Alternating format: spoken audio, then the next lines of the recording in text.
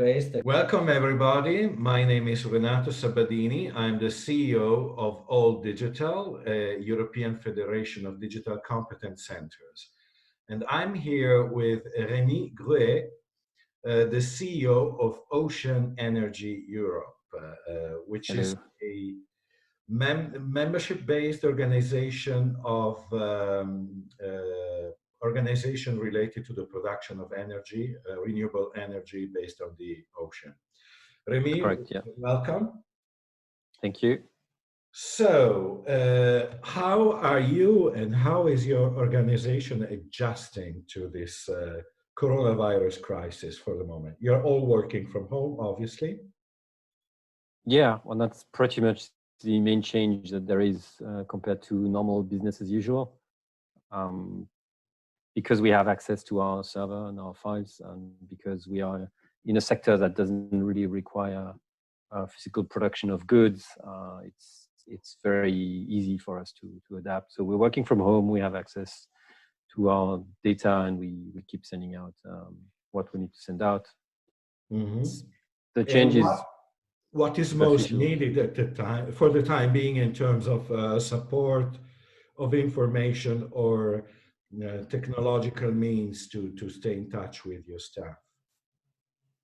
Yeah, well, basically, good teleconferencing possibilities, good internet access. They're really and decent working IT without being hacked by the Russians, which we wonder whether it happened yesterday. In fact, so, but that's with those tools, it's enough for us to be carrying out our activity. And how, I mean, these are people have been used in many organizations to working from home once in a while or more often. But this time is different. This is like a social experiment which we didn't ask for. And so there is quite a prolonged time of people working from home. So how do you motivate, if you feel that you need to motivate your staff? Well, basically, my staff is awesome, and they're very much self-motivated. So it's a bit something that is less on our mind.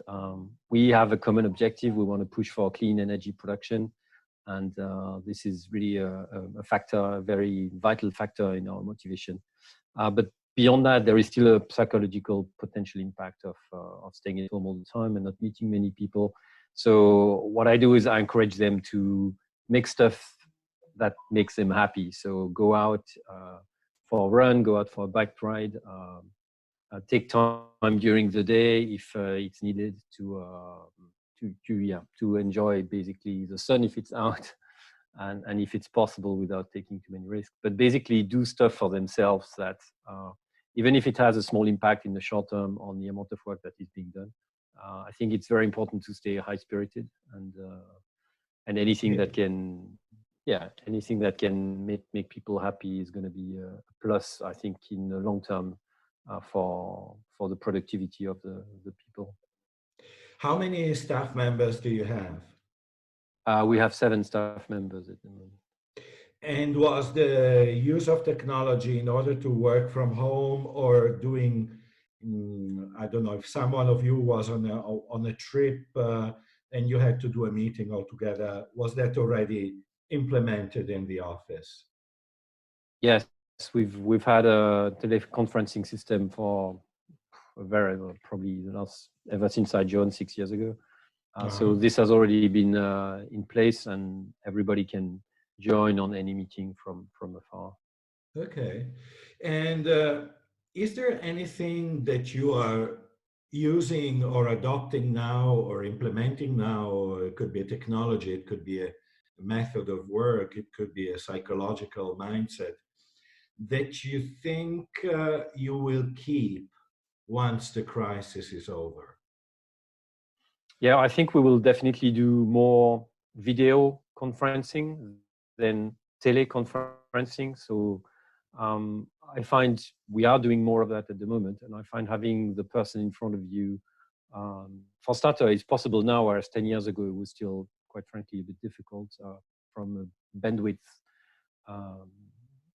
point of view. But now the internet being what it is and having evolved, I think it's something we want to do more of. It's not going to replace physical meetings because, especially in our line of work, policy affairs, physical meetings are hugely important. But it still helps. It's a middle way between the physical meeting and the phone call, if you like. And I think we want to do more of that in the future. Yes. So if I understand correctly, what you are appreciating now and intend to continue to value is the idea of seeing people's faces when meeting Yeah, remotely. I feel it makes it a lot easier to understand how the person feels, how the person is basically answering to what you're saying. And sometimes it also just helps understanding what the person says, because Indeed. we all, to a certain degree, we all have lip reading abilities, even if we don't really notice it, but it really helps, especially in a foreign language. That's very important. Yeah. To see basically the person on top of hearing it. Indeed. That's fascinating. And so this would be the first of the lesson learned. Is there anything else that this situation, which from what we know now, we are speaking on the 25th of March, 2020. It could prolong still, it could be carry well beyond the 5th of April, maybe Easter and maybe beyond, we don't know yet. So what other lessons are you drawing from this situation? Well, the main lesson is it's not that bad to go to the office. I guess all of us have it that one morning you wake up and you're like, oh God, I don't want to go to the office this morning. But when you don't, when you can't go to the office, it's actually worse. So that's the other lesson. Indeed. Yes, there is something from the social experiment, probably this idea that although in theory it should be possible for everyone to work remotely, as in a sort of, I think there was a novel by Isaac Asimov where on a planet everyone was living by themselves and communicating. But the reality of this, if prolonged and if forced upon people, could actually take its toll. Yeah.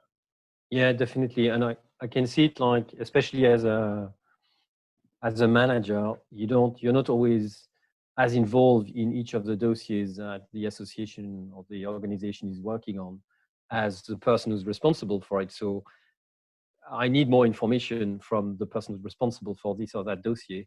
And right now, if I need that information, I need to phone up the person, whereas when I'm in the office, I just need to basically shout across to his or her desk, and that makes information gathering and exchange a lot more complicated. So yes, there is a drawback. That's clear. Absolutely. So in this case, the question would be, what is the first thing you're going to do once this is over? Well, I guess it depends how long this lasts. I think the first thing is going to be meeting people, whether they're friends or family. If it lasts a very long time, I think going on holiday might be a solution as well. So like leaving Resume and doing traveling. something. Yeah, doing something completely different area for a bit. I don't know, but definitely meeting people, meeting friends. Okay. A big party if we allowed. Why not? Indeed. So for those out there who maybe are not too familiar with working from home or running an organization from home, what is your piece of advice? I mean, is there also any specific technology or software that you would recommend? Well, I wouldn't recommend a specific software, but any video conferencing software is a good idea at the moment. That's very clear. Mm-hmm. My piece of psychological advice is really what I said earlier: is if you find yourself struggling working 8 hours a day, sitting in this environment, then don't work 8 hours a day. Work 7 or even 6, and you will see that the productivity and do something that makes you happy in the meantime. and you will see that the productivity you have in the remaining 6 or 7 hours you have is going to be exponentially increased. Yeah. So you'll end up doing more work. Yeah. Rémi Gruet, thank you very much. Thank you, Renato.